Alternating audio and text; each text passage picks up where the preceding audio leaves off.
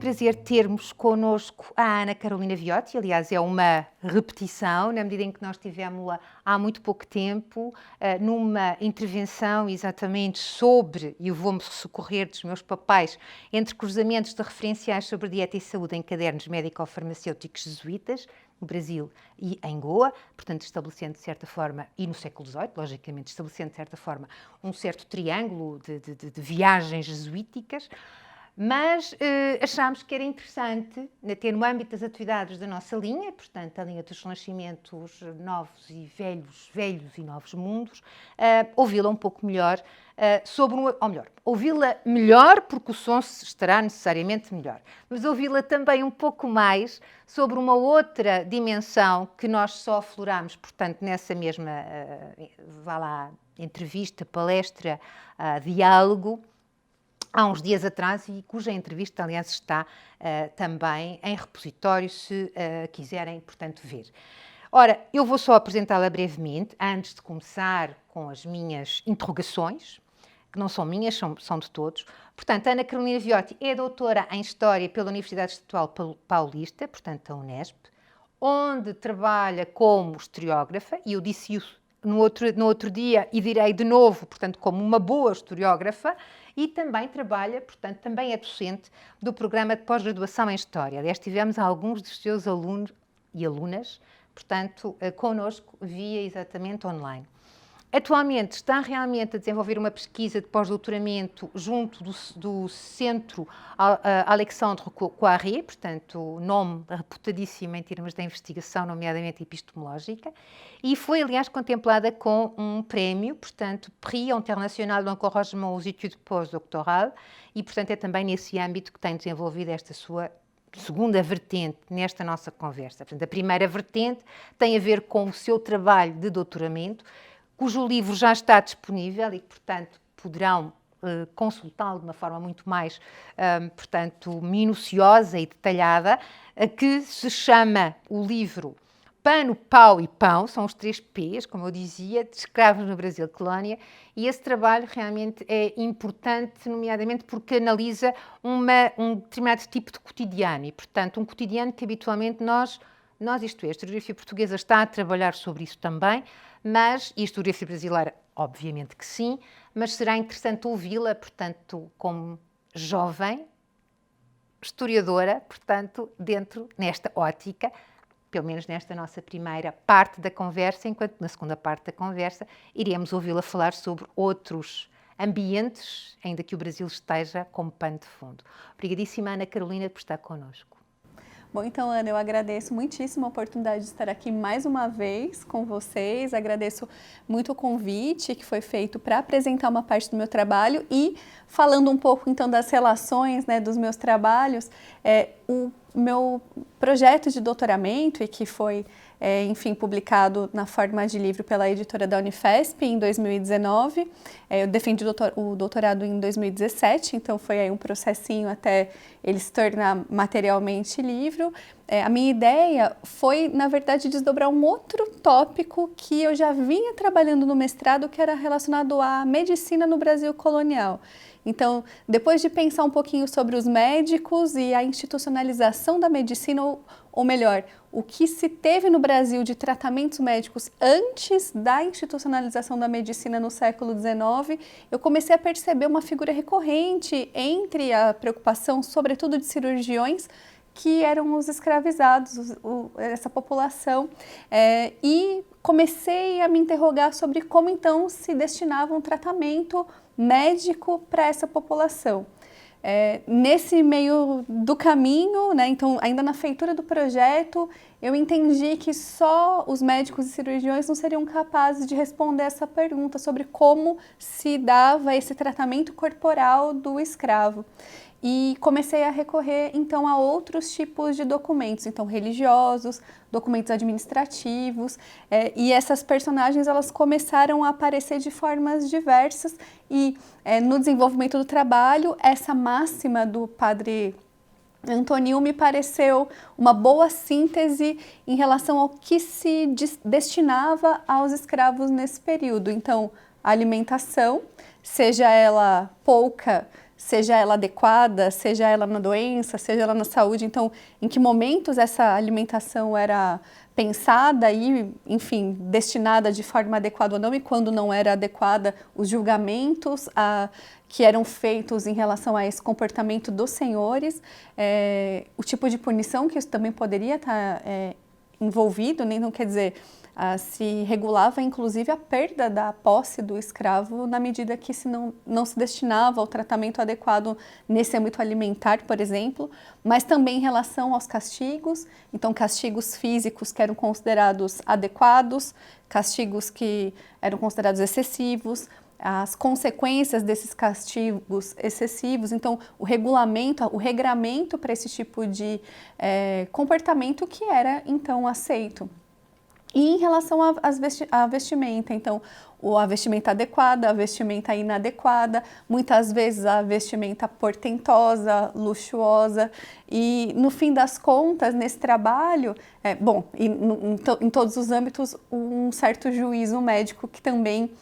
pode ser verificado. Mas o que eu pude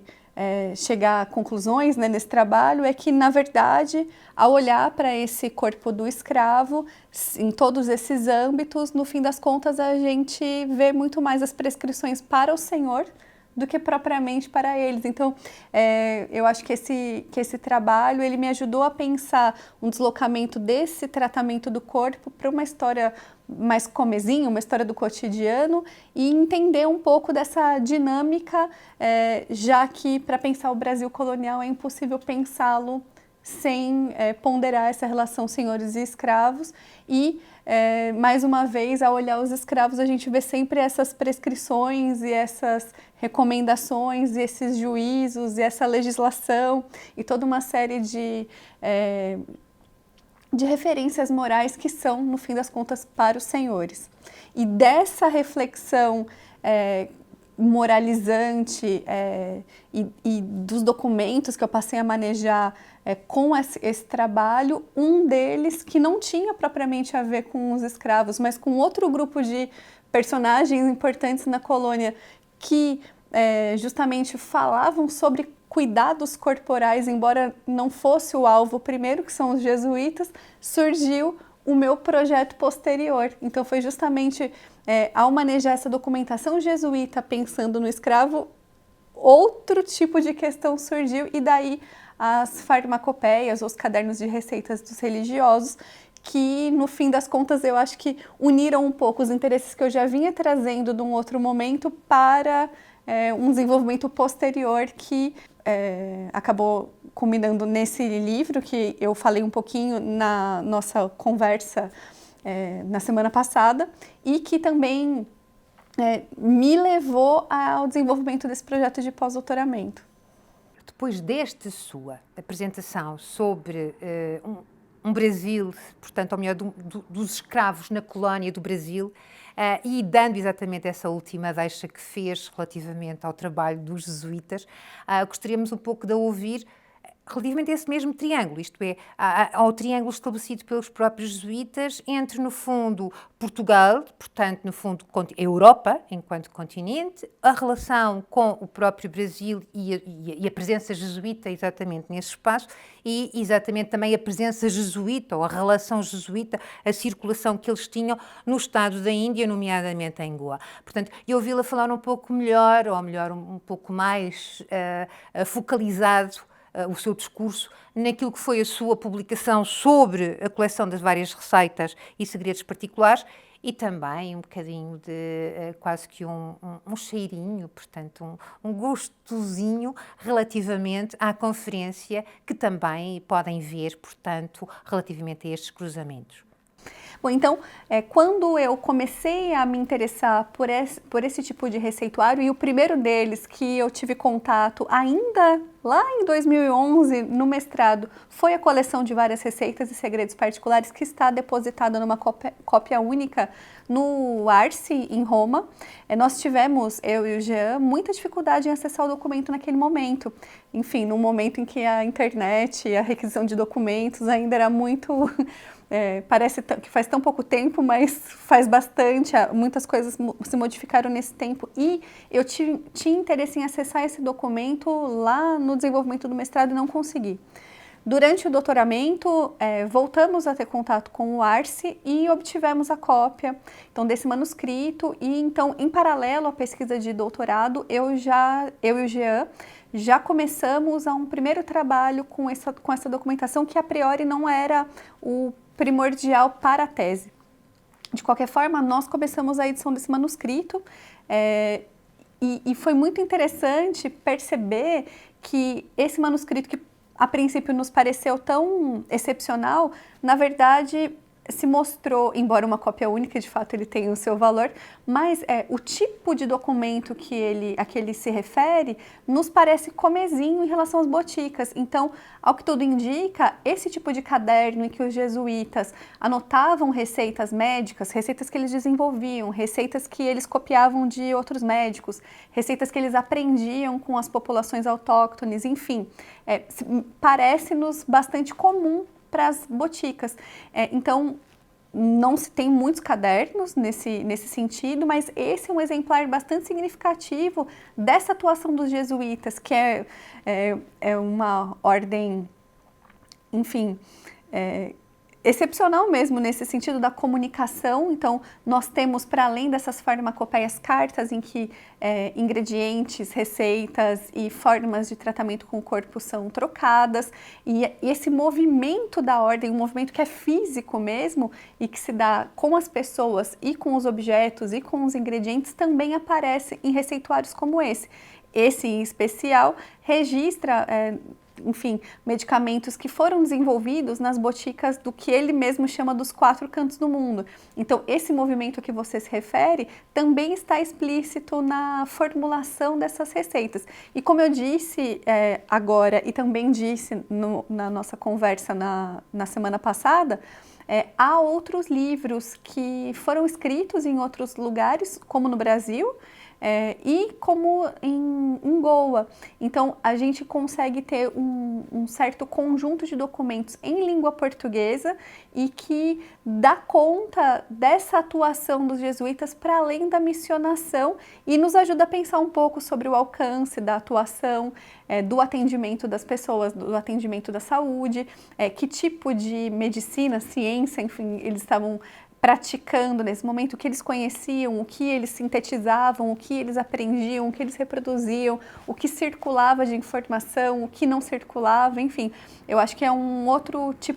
conjunto de documentos e a coleção de receitas é um exemplar bastante significativo dessa atuação que transcende a própria prática missionária e nos ajuda a entender um pouco do que é, no fim das contas, também a ciência no século XVIII. Então, a minha apresentação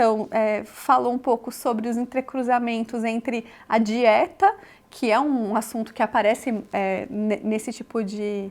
receituário e nos abre, na verdade, a porta para uma série de outras questões. Então, a coleção de receitas ela é um convite para que outras pesquisas sejam desenvolvidas também, considerando esse universo que os jesuítas nos apresentam. Ana, só lhe posso agradecer, Ana Carolina Carol, como aliás é conhecida, só lhe posso agradecer ter estado connosco, ter-nos aberto outras perspectivas, para alguns, se calhar, algumas que já conheciam, mas de qualquer modo aprofundando perspectivas relativamente a este encontro com uma realidade e, essencialmente, a possibilidade de dialogarmos com o que estão a fazer, o que está a ser feito por vós, no outro espaço, e também, ao mesmo tempo, aqueles que estão aqui, portanto, em Portugal, conhecer não só a vossa historiografia, mas também conhecer os vossos vetores de análise e podermos cruzar diálogos. A perspectiva destas intervenções, nomeadamente das entrevistas, nomeadamente das palestras, é possibilitar esse diálogo. E, no fundo, são portas ou janelas ou pequenos espaços virtuais, mesmo que sejam, neste caso será,